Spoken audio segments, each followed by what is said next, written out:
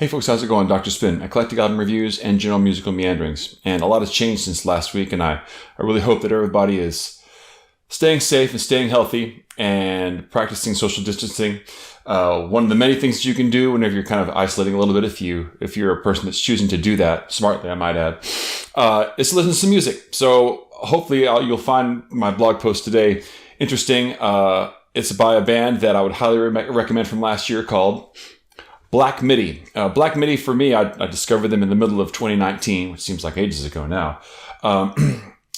And they were a big contender for me for Album of the Year for a very large chunk of the year. It emerged as probably one of the most adventurous guitar rock band albums that I had heard in a very long time. It was very inspiring. And I connected with it a lot because I kind of crave listening to that kind of music. I don't get to hear people who are really being adventurous in that style very much anymore, who are really like a band, four guys in a band making music. And that's definitely what Black MIDI's angle is.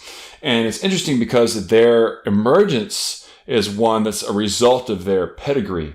And personally, me as a music educator, I find particularly engaging, pretty interesting. So let's take a look at where Black MIDI is coming from.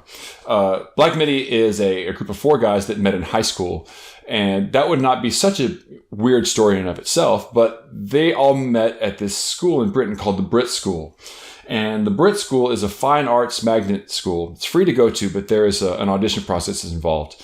And there's been many artists that have come out of the Brit School. The people who go to the Brit School, it's kind of their intention to go into being professional musicians, professional entertainers. Adele went to the Brit School, and so did Amy Winehouse, and Tom Holland also went. But these four guys met each other while going to school there. And this is kind of a different scene. Like whenever I was in high school, I played in a band and played with some folks, and we used to get together during lunch and jam, and that's kind of how I learned to play bass. And we played some outside of school, but it was definitely purely extracurricular. So imagine if you are a guy who's dedicated to being a musician, and you meet four other guys that are dedicated to being musicians, and you kind of make this band, and it becomes like your school project. I mean, they kind of, from my understanding, from when I've read about what they were doing, is they made their weekly jams like part of their curriculum. And, it's pretty amazing to think about what kind of progress, what kind of experience you can have in a fine arts situation like that, where you're kind of allowed to explore your own thing and have support for it. These guys are going to class and they're trying to put together this band.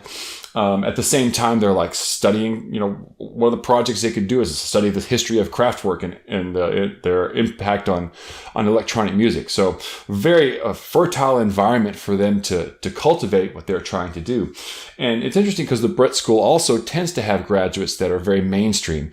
Clearly, Black MIDI's work is not particularly mainstream. For me, the connection that I found with them, they're kind of have a math rock sensibility to them. Some people kind of also identify them as sort of a noise rock band, and I think that's kind of apropos. But for me, what really stuck out to me whenever I first started checking them out was they definitely had the feeling of being a math rock band.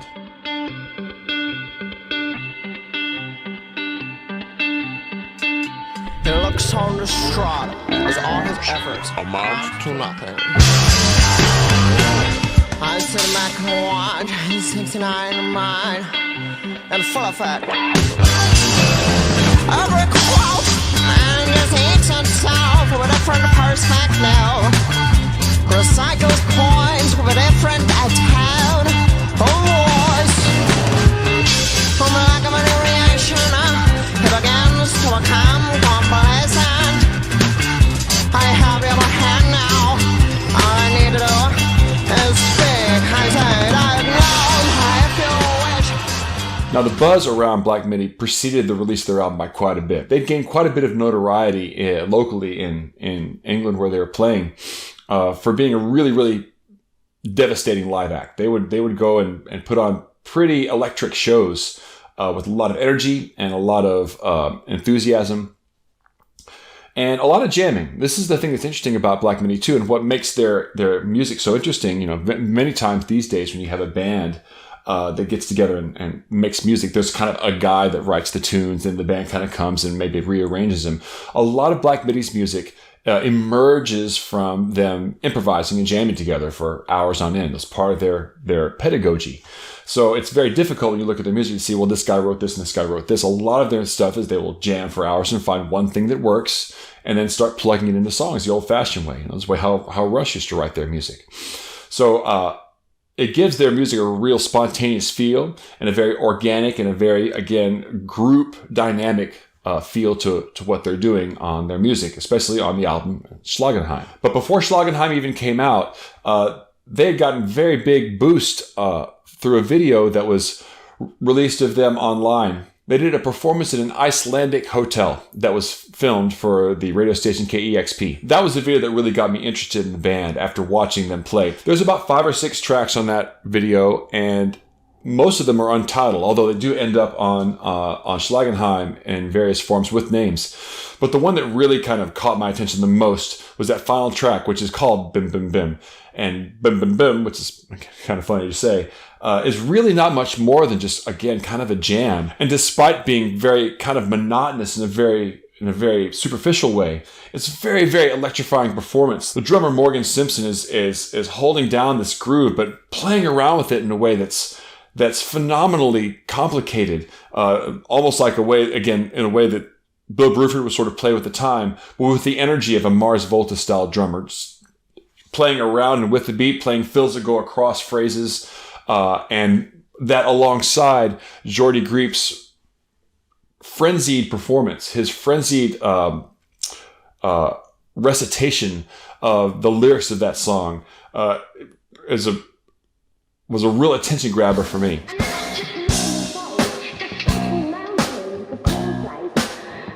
She moves with a purpose.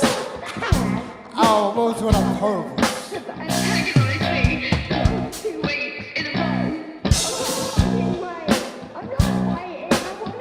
Oh, what a purpose. Oh, what a magnificent purpose. They find different ways to suck themselves off, but she does not care at all. She moves with a purpose.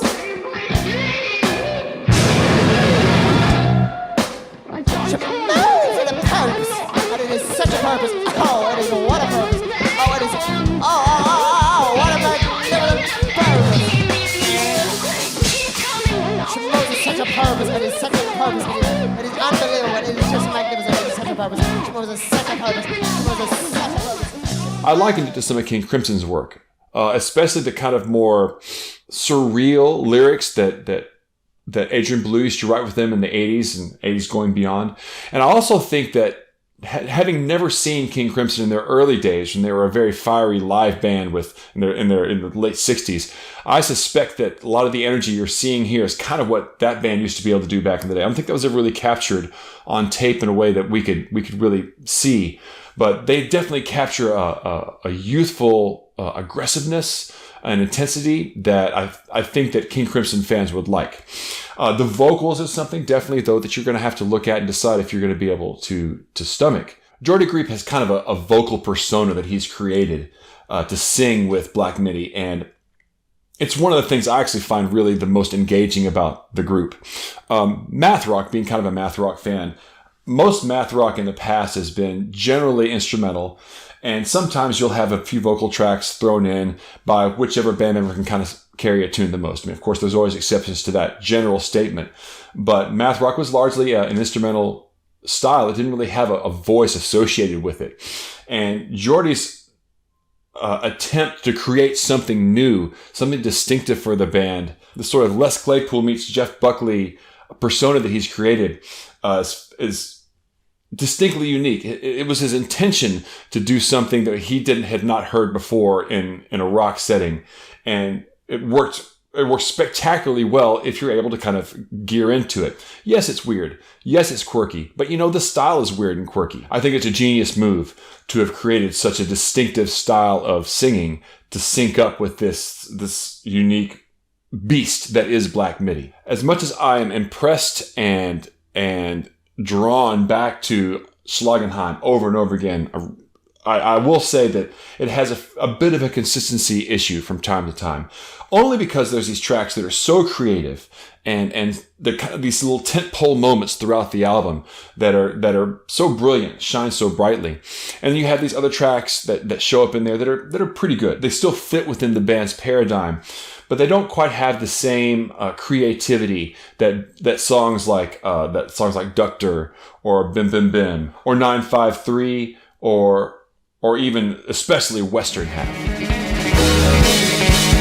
After all the pretty things you've done for me,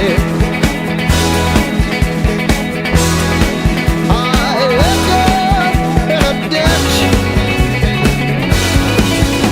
You were the bank, but I was a star on the silver tree. My case made by men saying they are rose for me, but after all the pretty things you done for me, I left you in a ditch. Schlagenheim wasn't created to be a document of Black MIDI as a live band. There's an intentional engaging of the studio in there to kind of append what the band is capable of. Things that they probably couldn't do live, they would do in the studio. But also, I think that the recording is very organic and very live in its presentation. And I think that songs like Western especially kind of predict the band's future. You know, it's got this sort of structural cohesion and this lyrical, even though the lyrics are very surreal in their approach, there's kind of lyrical underpinnings to it that I think if the band continue in that vein, continue to expound on those possibilities, their potentials there, then they really have the potential to make a big difference in what the perception of experimental rock music is, and particularly the persona of being a band, of four contributing members that create as a group and not just a single person who's the main conjurer for the group. So I really love Black MIDI. I really love Schlagenheim. I suspect, just given the band's sort of experimental nature, that their next album will probably be very little like this one. I mean, hopefully they're going to use the stuff that they've done in this album as building blocks for what they do next. But I suspect they're going to push themselves into different territory on the next album. And I don't know what that's going to look like. But I'm really excited to see what they're going to be doing as they move forward. And I really hope they have a long trajectory, because if they continue as a four-piece band that have grown together the way they are, the way that they seem to be anyway, it will bode well for them and for music in the future, I think, to have their voice out there. So I can't advocate for Black MIDI, for Schlagenheim enough. And especially, guys, listen, because things are the way they are. It's, I think, more important than ever that we make an effort to support musicians, you know, because streaming has done what it's done the past few years. Musicians have really turned a lot for their income to live performances. And right now, live performances are kind of a health hazard. And I'm looking forward to very soon in the future that not being the case. But for now, gigs are getting canceled. A lot of people who depend on playing in front of other people are unable to make ends meet. So if you're a person that just kind of like pays Spotify and listens to stuff on Spotify, I would suggest you take the money that you're not spending on your commute, your daily commute, and actually buy something from a group. You know, go to their websites, go to Bandcamp, and buy directly from the band so that they can get the maximum amount of income for it, because they'll be struggling for the next couple of months, and they probably, like many people, probably don't have a whole lot to sit back on in savings. So support musicians however you can during this time, and also support each other. There's a subtext there, because, you know, there's a time now where there's a tendency for us to feel isolated and feel apart from one another, and that's a little scary and that's a little intimidating. But also, the internet is a double-edged sword. You know, people say terrible things on there, and it can be a real bummer to be on there, and there's a lot of misinformation that can be out there, but it also carries with it the potential to connect with people.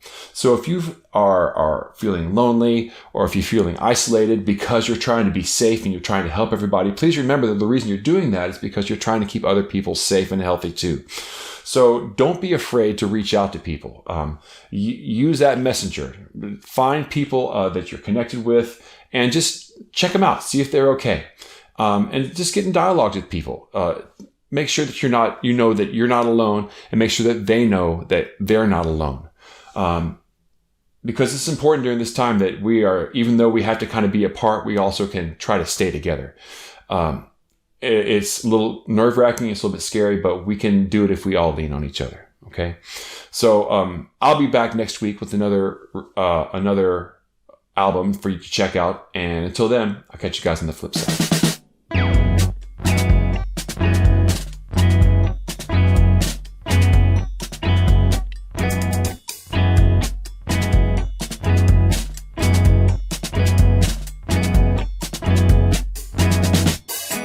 New city,